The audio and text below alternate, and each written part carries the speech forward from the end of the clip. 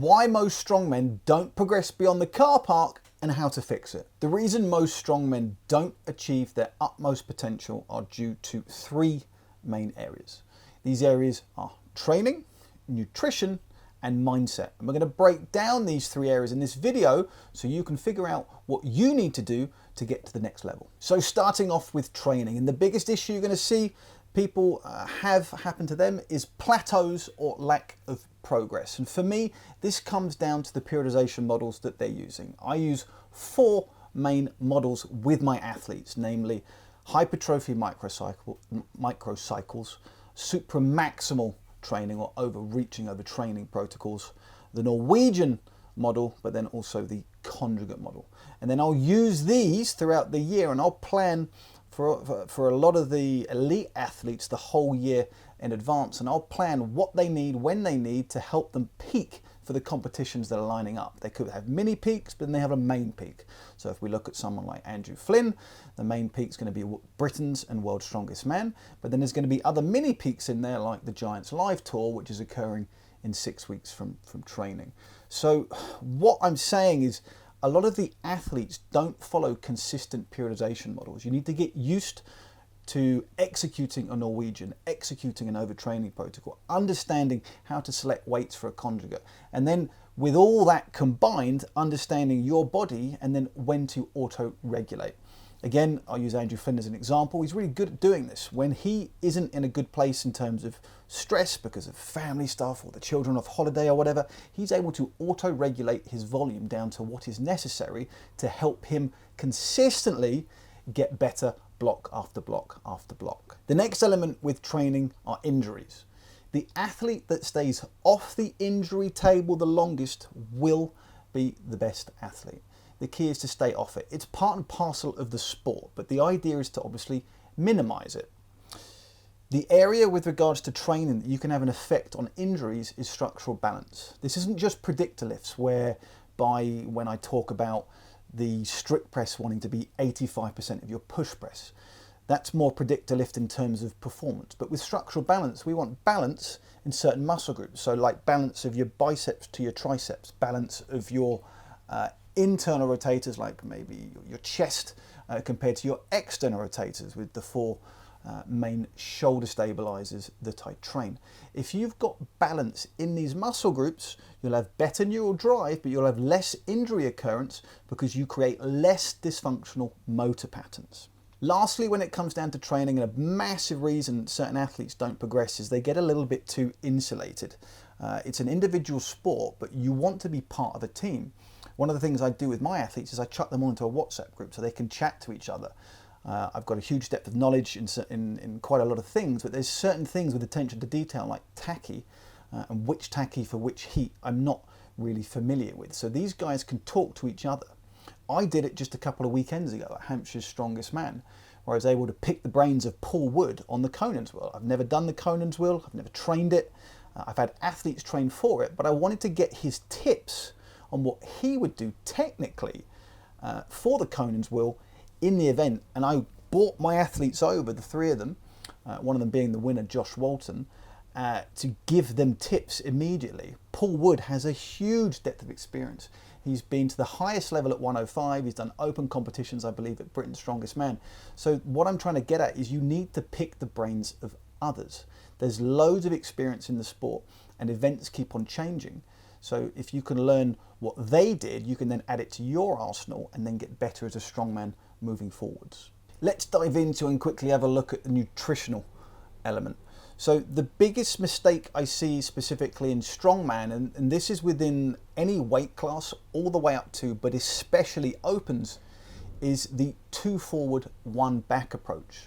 What I mean by this is you want to take 1 step back in terms of body weight, but specifically body fat, so then you can take 2 steps forward with body weight and specifically muscle mass afterwards. If you want to put on muscle mass, you need a good hormonal profile. You want to be more insulin sensitive. Having high levels of body fat makes you that little bit more insulin resistant. Think of it as you're shuttling and pushing more of the sugars and fuel to your adipose or your fat tissue as opposed to your muscle tissue. So the bottom line is you can't put on as much muscle mass if you're not insulin sensitive.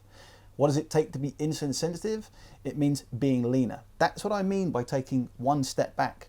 Then you can add more calories in, start to take advantage of that new insulin sensitivity, push it to your muscle cells and start to grow more muscle, which will then have an effect on your strongman performance. A lot of athletes are scared of getting lighter. The key is to structure it within your periodization model.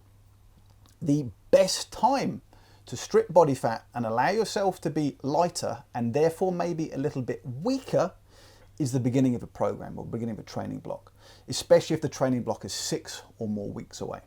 So what I tell my athletes is some of them diet hard for 1 to 2 weeks, get insulin sensitive, be a bit weaker in the gym. It doesn't matter. As long as you're working hard at this phase, hitting specific numbers at this point doesn't necessarily matter. So if your weights are lighter, that's not a problem.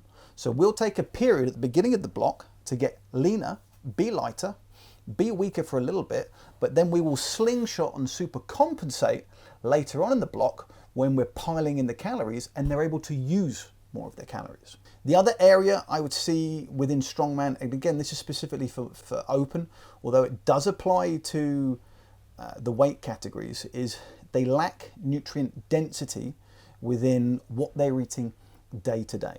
What I would say is if you look up nutrient density of certain meats, vegetables, fruits, the more nutrients you get in, the better your body's micronutrient profile in the long term. I remember my mentor Charles talking to me about how a lot of Americans would average, I think, eating 9 ingredients within their lifetime. You need a plethora of nutrients if you want to take advantage of performance benefits. So when you go into a supermarket, think of consuming things that have lots of colors, i.e. different veg, different fruits, but also things that you are not used to consuming.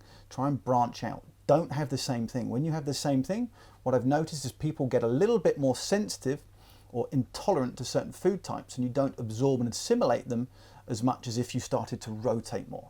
I would highly recommend my athletes take a 3-day rule to rotation. Whatever you had on Monday, don't have again until Thursday. This applies to meat, veg, and fruit.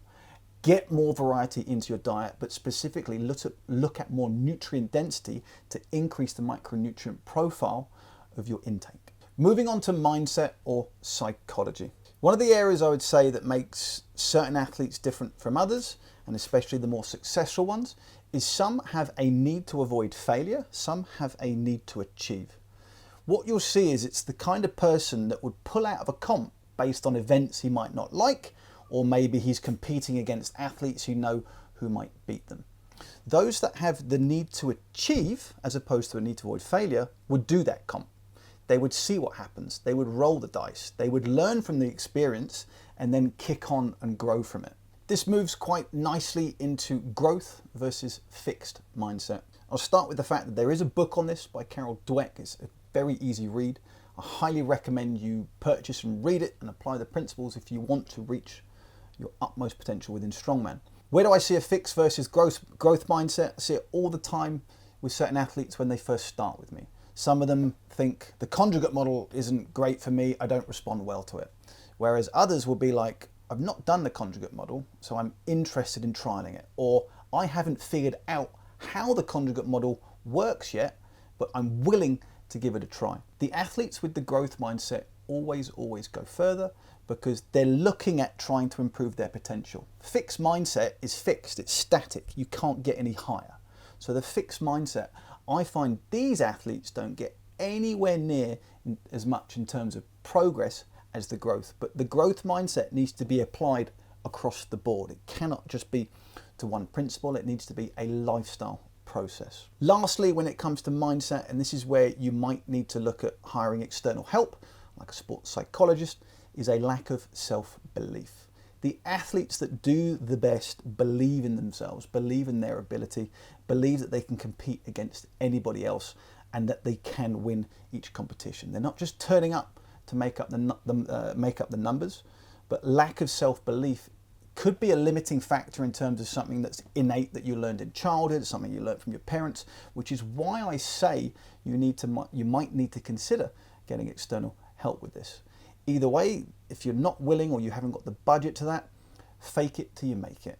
Pretend that you're confident, turn up to these comps, understand how you hold yourself within the competition, and then maybe you can recreate that next time you can compete. Let's end on the notion of dedication. And my belief is you need to be obsessed with improving unless you are extremely gifted. A gifted athlete could almost do anything and they're going to improve. But one who is a little bit less gifted genetically is going to have to be obsessed day to day, week to week. That leads me on to my next point. Strength is a marathon. It takes 5 to 10 years of consistency to go from somewhere like an open car park competition all the way to world's strongest man. As I said, you need to be obsessed, but you need to be obsessed for a long time.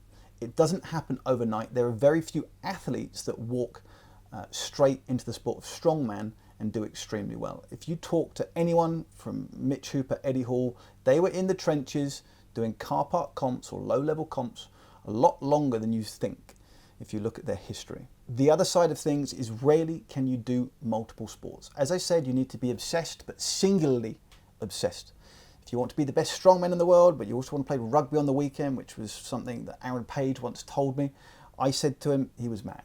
If you want to be the best strongman, focus on that one sport, focus on that one only.